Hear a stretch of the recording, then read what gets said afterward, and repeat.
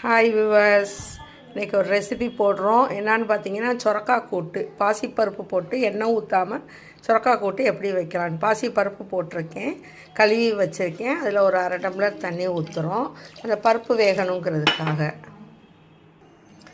தண்ணி ஊற்றுனதுனால தண்ணியிலையே நம்ம கொஞ்சோண்டு மஞ்சத்தூள் போட்டுடலாம். இது கொஞ்சம் ஜீரகமும் மஞ்சளும் கலந்த பொடி. அதே மாதிரி ஒரு சின்ன தக்காளி, வெங்காயம், பச்சை மிளகாய், கருவேப்பிலை.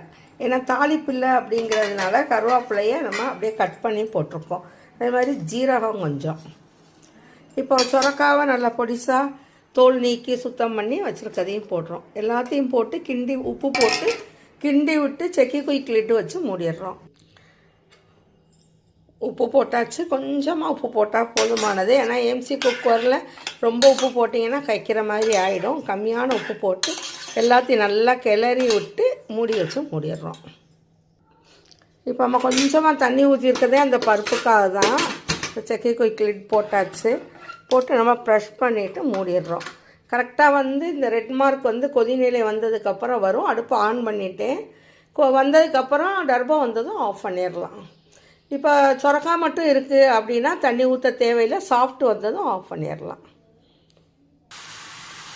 டர்பம் வந்துருச்சு, ஏர் ரிலீஸ் ஆகுது. இந்த இடத்துல ஒரு சின்ன சவுண்டு வரும். அதோட அடுப்பை ஆஃப் பண்ணிடலாம். உங்களுக்கு நல்லா குழைய வேணும்னா ஒரு நிமிஷம் சிம்மில் வச்சுருந்தேன். டர்பம் வந்ததும் ஒரு நிமிஷம் சிம்மில் வச்சுருந்து ஆஃப் பண்ணலாம்.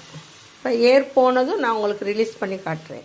இப்போ ஓப்பன் பண்ணுறோம். நம்ம ஏர் நல்லா ரிலீஸ் ஆகிடுச்சு. வாவ், எப்படி இருக்கு பாருங்கள். பார்க்கையிலே அருமையாக அழகா கலர்ஃபுல்லாக. நம்ம இது சப்பாத்திக்கு சாப்பிட சாதத்தில் போட்டு பரட்டி சாப்பிட்றதுக்கு ரொம்ப நல்லாயிருக்கும். உங்கள் வீட்லேயும் இதே மாதிரி சொரக்காய் கூட்டு வச்சு பாருங்கள். பிடிச்சிருந்தா லைக் பண்ணுங்கள், ஷேர் பண்ணுங்கள், கமெண்ட் பண்ணுங்கள். தேங்க்யூ. நெக்ஸ்ட்டு ஒரு வீடியோவோட சந்திக்கிறேன்.